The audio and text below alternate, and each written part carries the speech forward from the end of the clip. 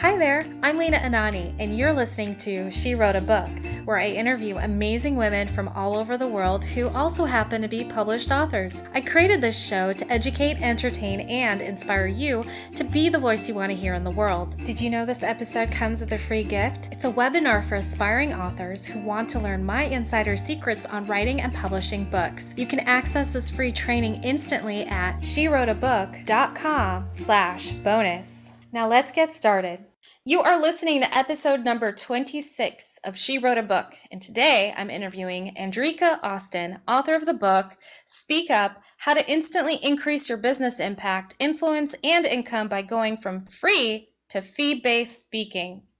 A quick do-it-yourself and how-to guide with step-by-step resources features 22 top tips to go from free to paid speaking opportunities. It addresses frequently asked questions for aspiring and established speakers, trainers, coaches, and facilitators. Coach Andrieka Austin, also known as AJ, also known as the Socialprenista, teaches women entrepreneurs how to use what they know and leverage that experience to instantly increase their business impact, influence, and income through speaking to tell and sell their stories. Again, her book is called SpeakUp, How to Instantly Increase Your Business Impact, Influence, and Income by Going from Free to Fee-Based Speaking. You can find the link to purchase her book in our show notes for this episode at SheWroteABook.com/26. Well, Andrieka, it's so great to have you here. You're clearly a professional speaker, and so it's nice to have someone who has that kind of a background and to teach us how to do it. So what made you want to write and publish your book? Well, first of all, Lena, thank you so much for having me on the show, and congratulations on your podcast. I'm so excited to be a guest today, and thank you for this platform to share. My book, SpeakUp, made me want to get out and kind of spread the word about why people should speak and to answer, like you mentioned, those frequently asked questions. And so I wrote the book as a starting point of, I did a 4-part teleseminar, and then I did a 4-week Q&A class where people could call in and ask questions about speaking, and that heightened my coaching skills to a new level. So when I did this telesummit and I heard other people speak and they showed up to speak with no true message that told their story, I knew that Q&A call series and information that I could share would be helpful to them and people who wanted to start out speaking or who were already established.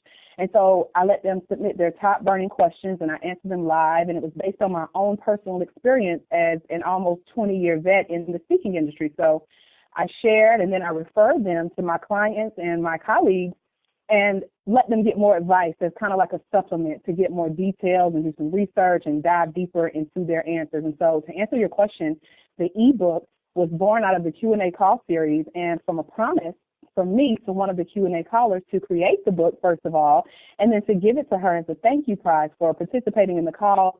And that made me set a deadline to actually do the book. So basically I transcribed the call and my call notes, and it became a book. And so I know other people who needed that same information and had those same questions. They needed those to be answered. And so now I get to help other people go from free to fee-based speaking in this small but impactful guide that helps them reach their next level. And I'm super excited about it. That does sound really exciting, and it's very inspiring that you're able to leverage some existing content and put it all together in another format.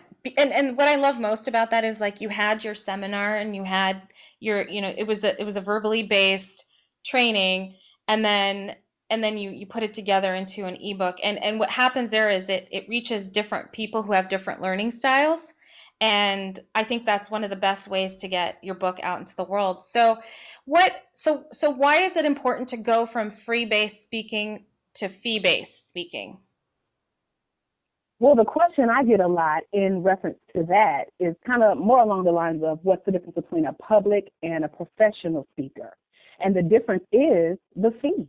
It's the pay. It's the fact that a public speaker is usually not paid and a professional speaker is. Now, if a public speaker ever says that they're paid, it's usually in those occasional honorariums, but those professional speakers get to charge set fees, and they get to package and price on a consistent basis and have people pay them to show up. So that's why it's different. The important of going from free to fee-based is, of course, the pay. So if you're looking to get paid as a speaker, then you want to know the tips that I share in this book for how to do that in 22 different ways.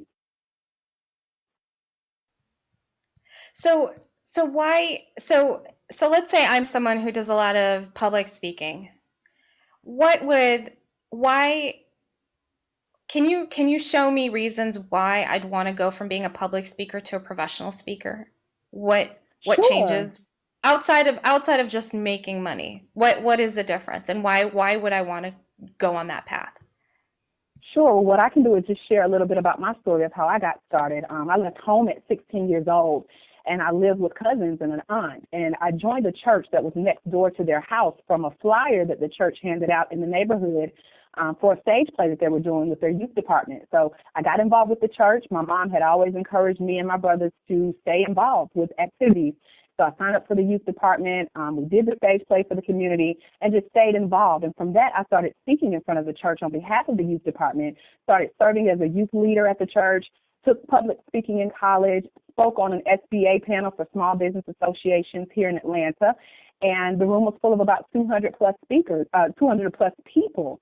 And so now to see that I get to do this, speak on a weekly basis, and do this via my live and online workshops and other collaborative efforts where I show up to share and speak often as a facilitator, a host, a trainer, and a coach, it's beyond just the money. It's the gratitude of being able to see people sit in the audience, hang on to your every word, look at you as an authority figure, as an expert, as a subject matter expert. They want to know your story. They want to see your journey, and the fact that you can share your own personal story, share your experiences, and then tell them what they need to do to overcome fear of speaking, or, take a Toastmasters class. Whatever your message is, it's now being heard. But the bonus and the little cherry on top is the fact that you get paid. So who wouldn't want to make money off of just sharing their story and their journey? That is pretty cool. It sounds like too. It sounds like that once you become a professional speaker, does it seem like you create more opportunities to do more speaking gigs?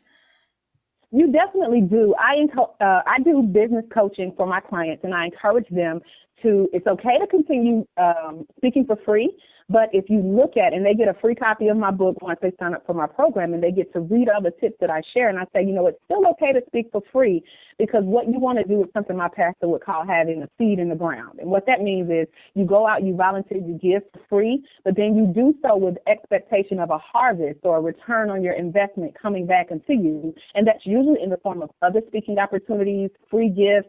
Sometimes there's money in it. Sometimes there's, hey, we have a series coming up. We would love to have you come back. It's so much more that you can get out of those opportunities when you show up to speak for free. So it's definitely worth it.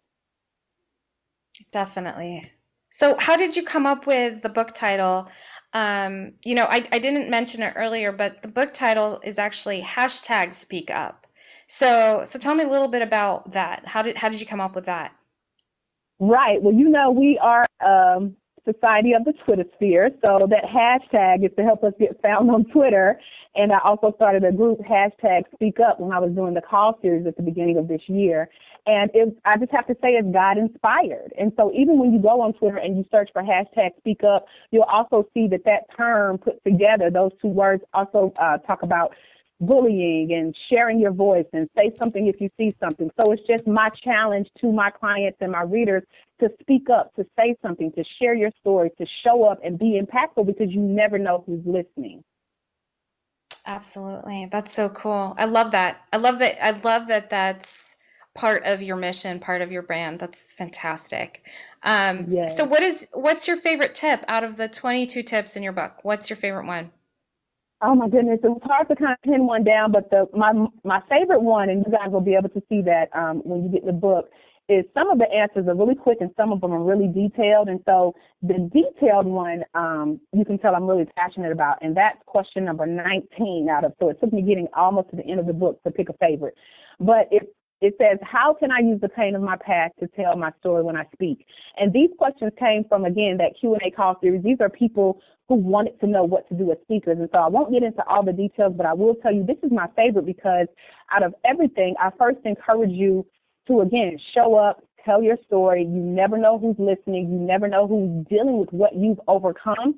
But the key takeaway from this Q&A is to know that you have to have overcome that problem. So if you're still hurting or crying, or it brings up pain, or you're still, cursing about the person who hurt you, or you've been in a situation that you're still dealing with today, you're not ready to share that pain. So my takeaway from that tip, and my favorite tip, is make sure you're over that pain before you try to share how you came out, because my personal belief is you can't help someone else come out if you haven't yourself went through that experience, come out successfully, and can now show someone else how to walk through that same system that you did to now be a conqueror, overcomer. I'm so glad you said that, because it just seems, it seems like common sense, but I've noticed that a lot of people don't really make that connection. They think that, well, I have to talk about my troubled past because that's what everyone's telling me to do. I have to talk about my story. And there's some people I'm just like, oh my God, stop talking about it. Like, what are you doing now? Do that. Yes. So what's your take? So what's your take on this? So like, when you talk about your story, the challenges you faced and how you've overcome them, do you feel like people should linger on the story, like, or like focus on, so should linger on the challenge and focus on the challenges that they experienced, or should they like quickly summarize those in like 4 or 5 sentences and then move on to what happened after and how they overcame those challenges? What's your take on that? Lena, that's a great question. Excellent question. And I've heard it one way that wasn't mine and one way that was, and I'll share both really quickly. The first way was, people in your audience love a peaks and valleys story. So it's okay to talk about the valleys, but make sure you lead them in the peak. You don't want them to lead the scenario of, oh, I feel so sorry for her. She went through this, and now they're sad because you were sad because you talked about your pain and you stayed there. And that's not the purpose of speaking. Speaking is to show that conqueror, that hero story. I came out, I overcame those challenges. And I had one of my last clients, I met her like that. I showed up at a workshop that was labeled as one thing. You left the workshop not really getting what you signed up for, and I had to show her. We worked together because I could show her how she wasn't delivering on her promise and how she kind of left us hanging in the balance. And so I say that because if you notice, when I shared my I left home at 16 story and how I got involved with the church and how I got involved with speaking and now I teach and coach it, notice I didn't linger on the fact that my mom put me out. It was my 16th birthday. I had nothing. I'm praying on the way to my cousin's house, walking in the rain through the woods saying, God, I know it's just me and you. I didn't linger on that. I briefly skimmed through that to say, this is how I got to where I am. Now, I don't mind sharing my story if you're open to hearing it, but it's not to bring you down. It's not to ask for sympathy, but it's to let you look at your own situation, see how you could come out, because now, again, because I've been delivered, I'm an overcomer, I can now share my system with you. So I leave you on a high note to say, hey, now I speak across the country, online and offline. I give workshops. I empower. I encourage. I engage other people to tell their stories, to speak, to write books. Look at how that's a hero story versus where I started and how I got my start, not knowing that this is how it would end up. It's funny when you're like, I don't know if you noticed, and I'm like, oh, I noticed. I definitely noticed. It's one of my biggest pet peeves. Oh my God. It's one of my biggest pet peeves is when people just linger about their problems, problematic past. And it's like, come on, no, that's not the beauty that is you. I mean, get to that. People are attracted to the magnetic version of you. And when you talk about the past, you're just bringing up that old energy, and no one wants that. No one wants to connect with that. So I definitely noticed. Yeah, and thank you for noticing. That means you're a great listener. Most people skip that, and then when I have to go back and rehash it, it's like, oh. But I mentioned my mom always encouraged us to stay in church, and what church and my mom taught us was that you don't complain, you don't linger. You look at that challenge, you decide what you're going to do, and you face it head on. And I know you and I chatted before the interview began about my name. My name is Andrieka, but I go by AJ for short because it's so hard for some people to pronounce and especially spell my name. But I get a lot of comments on it. But the meaning behind it is Greek, and it stands for strong and courageous. And so every time I speak, every time I share my story, every time I feel my nose like burning because tears are welling up in my eyes when I share my story, I remember the name and the definition of my name and what it means to stand strong and courageously before people and share my story and help them to now share theirs through speaking and coaching. Beautiful, beautiful. I love it. So, Andrieka, what do you love most about being an author? Oh my goodness, it's moments like this, just being an author, just being able to share that message. But it's definitely an honor to know that, number one, I was disciplined enough with God's grace to sit still long enough to actually put my ideas on paper. And now that information has been shared as far as from the U.S. to South Africa to Europe. It's just simply amazing. And I feel smart that I'm sharing those smarts with the world now. Plus, as you mentioned earlier, it ignited like a movement for me to continue educating and empowering and engaging other entrepreneurs through other books and workshops and audio programs and videos and teleclasses and through speaking engagements on not only this topic, but also encouraging them on, again, my system of how I got things done, how I wrote my book, and now I can show them how they can write their own books too. So that's just tops in my book. That's great. I love how you wrap that up. It's tops in my book. That's perfect. Well, and Andrieka, thank you so much for being our special guest today. We will have a link to your book in the show notes for this episode, and our listeners can find that at SheWroteABook.com/26 to learn more about our author and her awesome book. So, Andrieka, thanks again. It's been a pleasure. Thank you so much, Lena. I appreciate it, and thank you to your listeners. Thank you for listening to She Wrote a Book. If you enjoyed this episode, then subscribe now so you can automatically get access to all new episodes, and feel free to share your inspired thoughts with us in the comments too. I'd love to hear from you. Are you ready to write your own book? Get started now with my quick and concise webinars so you can learn my insider secrets on writing and publishing your own book. Claim your free gift now at SheWroteABook.com/bonus.